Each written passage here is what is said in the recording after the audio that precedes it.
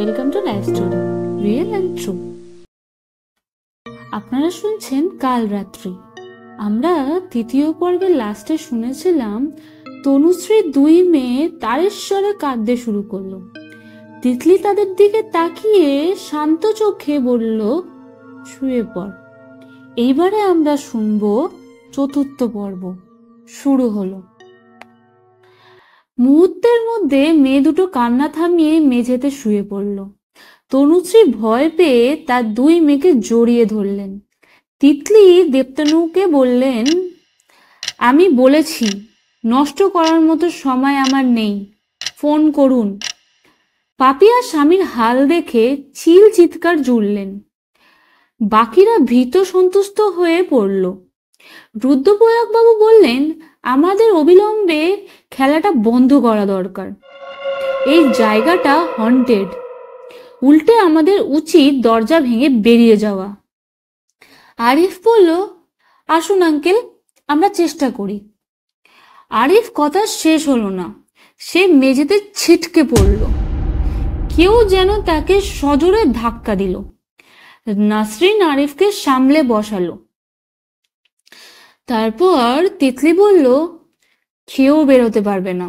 দেবতনু বাবু, আমি জানি আপনার ফোনে ওর নাম্বার আছে, আপনি ফোন করুন। পুলক ভয়ত গলায় বলল, এ কি, এ আবার কি, দেওয়ালে এসব কি?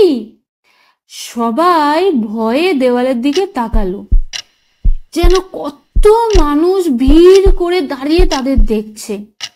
দেওয়ালে তার ছায়া পড়ছে। পুলক বলল, তিতলি মিডিয়াম হয়ে গেছে, বাবা ও যা বলছে করো। দেবতনু গালে হাত দিলেন, ব্যথা করছে। ফোন বের করলেন তিনি। রিনির নাম্বার তার মোবাইলেই আছে, সযত্নে লুকিয়ে রেখেছিলেন, সেটাও এভাবে প্রকাশে চলে এলো। পূর্বকথা। আজ নীলান্তরার ফুলশয্যা। বেশ গরম পড়েছে, বৃষ্টি হওয়ার কথা ছিল, হয়নি, যার ফলরূপে ভ্যাপসা গরম আরো বেড়ে গেছে। বউভাতে প্রচুর ভিড় হয়েছিল। শাড়ি পরে বসে থাকতে থাকতে অসুস্থ লাগছিল এক সময়, তবু থাকতে হলো।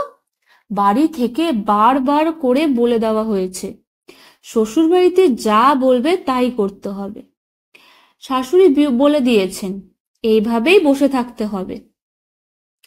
সকালে অবশ্য অন্যরকম দৃশ্য দেখা গেছে। শাশুড়ি দরজা বন্ধ করে তাকে নিয়ে বসেছিলেন। গম্ভীর গলায় বেশ নির্দেশ দেওয়া শুরু করলেন, শোন মেয়ে, এই বাড়িতে অনেক কায়দা কানুন আছে, একে একে আমি সব শিখিয়ে দেবো তোমাকে। কিন্তু সবার আগে একটা কথা বুঝতে হবে, এই বাড়ির একজন উত্তরাধিকার দরকার। 1 বছরের মধ্যে আমি নাতির মুখ দেখতে চাই, বুঝেছ? নীলান্তরা ঘাড় নাড়ল। শাশুড়ি বললেন, কাজটা তো খুব একটা কঠিন না, সবাই করে, তুমিও করবে, ভয় পাবার তো কিছু নেই, নাকি অভিজ্ঞতা আছে? নীলান্তরা অবাক হয়ে শাশুড়ির দিকে তাকালো। শাশুড়ি পান চিবোতে চিবোতে বললেন, ও নেই, তা ভালো, থাকলে বরং ভালো হতো। যাই হোক, ছেলে আমার নরম স্বভাবের, ওকে নিজের মতো করে নিও। নীলান্তরা এক কথা ঠিক করে বুঝল না, তাও বলল, আচ্ছা। রুদ্রপ্রয়াগকে অবশ্য প্রথম দেখাতেই পছন্দ হয়ে গেছিল তার। সুন্দর চেহারা, ভারী মিষ্টি দেখতে, মৃদুভাষী, এরকম সুন্দর পুরুষ বিরল। স্বামী তো এরকমই দেখতে হবে। দুপুর থেকে বাড়িতে লোক আসতে শুরু করে দিল। রুদ্রপ্রয়াগ 2-4 বার বন্ধুদের নিয়ে এলো, তার সঙ্গে পরিচয় করালো। তাদের বাড়ি থেকে কন্যাযাত্রী এসেছিল অনেকেই। তাদের যেতে যেতে রাত 12টা বাজলো। শ্বশুর বাড়ির অতিথিদের যেতে যেতে আরো খানিকটা সময় লেগে গেল। রাত 1টার সময় ফুলশয্যার ঘরে প্রবেশ করলো তারা। হাসি ঠাট্টা হলো, মজা হলো, তারপর বাইরে থেকে দরজা বন্ধ করে দিল আত্মীয় স্বজনরা। একসময় চারদিক শান্ত হলো।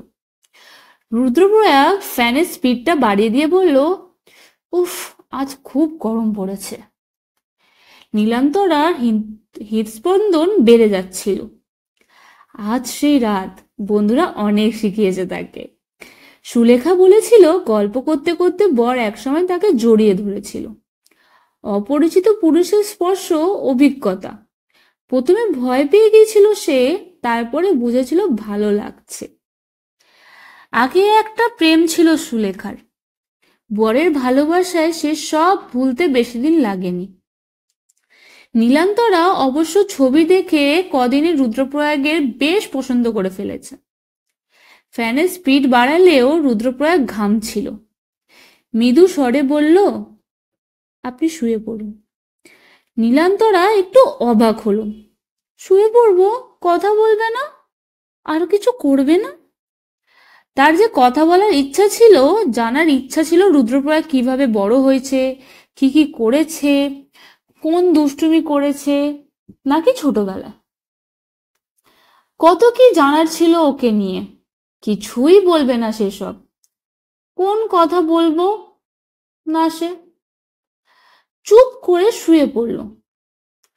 হয়তো সত্যি শরীর খারাপ লাগছে ওর, সারাদিন কম ধকল যায়নি।